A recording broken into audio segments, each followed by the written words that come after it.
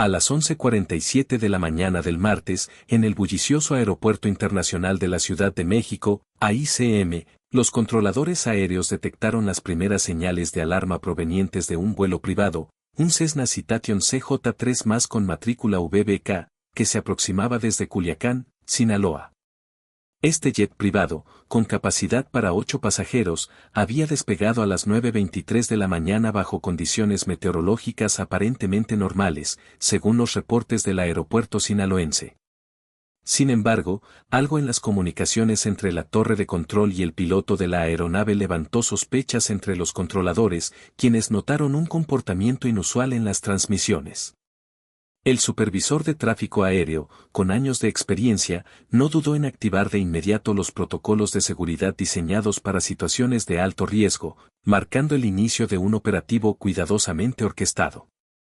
Desde las 6:30 de la mañana, Omar García Harfuch, secretario de Seguridad y Protección Ciudadana, se encontraba en el AICM, liderando personalmente una operación que había sido planeada durante 4 meses en absoluto secreto.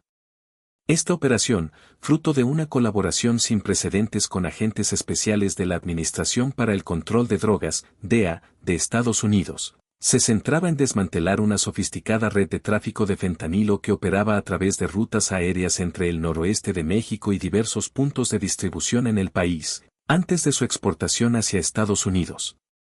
Las primeras pistas sobre esta red surgieron en febrero, cuando interceptaciones de comunicaciones revelaron la existencia de vuelos regulares utilizados para transportar grandes cantidades de esta droga sintética, cuya demanda ha devastado comunidades en ambos lados de la frontera. A las 10:15, equipos especializados en narcóticos, compuestos por agentes federales mexicanos y personal de apoyo, comenzaron a posicionarse estratégicamente alrededor del hangar número 7 del AICM. Cada movimiento había sido meticulosamente planificado y revisado, con un operativo aprobado por la Fiscalía General de la República, FGR, apenas 48 horas antes. Para garantizar la seguridad de las operaciones aéreas comerciales, la pista de aterrizaje 5L/23R fue gradualmente despejada de tráfico, creando un corredor seguro que permitió a las autoridades enfocarse en la llegada del vuelo sospechoso sin poner en riesgo a los miles de pasajeros que transitan diariamente por el aeropuerto más concurrido de México. La tensión en la torre de control era palpable. El piloto del Cessna, identificado posteriormente como Carlos Herrera Montoya, de 38 años y con una licencia de piloto comercial emitida en 2019, comenzó a mostrar signos evidentes de nerviosismo. Sus comunicaciones por radio, marcadas por solicitudes repetitivas de confirmación de rumbo y un temblor notorio en su voz, alertaron a los controladores, quienes habían sido informados previamente sobre la naturaleza crítica del operativo. Según el manifiesto de vuelo presentado en Culiacán, los únicos pasajeros a bordo eran Rodrigo Mendoza Salinas, un empresario de 52 años con domicilio registrado en Guadalajara, Jalisco, y María Elena Vázquez Herrera, de 29 años, quien se identificaba como su asistente personal y coordinadora de logística. Ambos habían pasado los controles de seguridad rutinarios en el aeropuerto de origen sin levantar sospechas, gracias a documentación aparentemente en regla. A las 12:15 horas exactas, las ruedas del Cessna tocaron la pista con un impacto que resonó en los sistemas de monitoreo del aeropuerto. Siguiendo instrucciones precisas de la torre, la aeronave fue dirigida hacia un área de inspección federal, donde ya aguardaban equipos especializados provenientes de distintos puntos del país.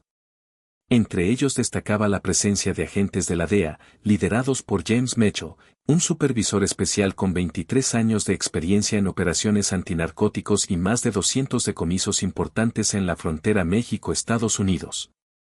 Mitchell, quien había llegado a México en un vuelo especial desde Dallas a las 7:45 de la mañana, había coordinado operaciones similares en Colombia, Perú y Honduras, y mantenía comunicación directa con García Harfuch para asegurar que cada detalle del operativo se ejecutara con precisión quirúrgica.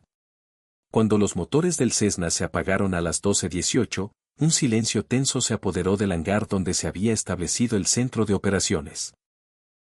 Los equipos de intervención, equipados con chalecos antibalas y armamento táctico, se acercaron a la aeronave en formaciones ensayadas durante días. El protocolo era claro, ningún movimiento podía quedar al azar, considerando el riesgo de enfrentar una operación de narcotráfico de gran escala. Carlos Herrera, el piloto, descendió primero, con las manos visibles y siguiendo al pie de la letra las instrucciones transmitidas por megáfonos. Su expresión, una mezcla de miedo y resignación, no pasó desapercibida para los agentes. Detrás de él, Mendoza Salinas y Vázquez Herrera bajaron con movimientos lentos, manteniendo contacto visual con los agentes que los rodeaban. El momento clave llegó cuando dos pastores alemanes entrenados, Rex y Bruno, comenzaron a ladrar insistentemente, señalando el compartimento de carga posterior del avión. Los sistemas portátiles de rayos X ya habían detectado anomalías en la estructura del fuselaje, y los ladridos de los canes confirmaron las sospechas. La inspección inicial reveló paneles falsos instalados con gran profesionalismo, diseñados para ocultar compartimentos secretos que habrían pasado desapercibidos en revisiones rutinarias. La sofisticación de las modificaciones sugería la intervención de técnicos aeronáuticos especializados, evidenciando una inversión significativa en la adaptación del avión para actividades ilícitas. Los agentes de la DEA y los técnicos mexicanos desmantelaron cuidadosamente los compartimentos, descubriendo 63 paquetes sellados al vacío, cada uno con aproximadamente 2 kilogramos de una sustancia blanca cristalina.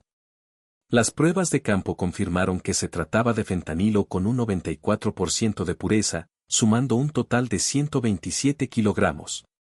Este decomiso, valuado en más de $15 millones en el mercado negro estadounidense, representaba uno de los mayores golpes al tráfico de fentanilo en la historia reciente de México.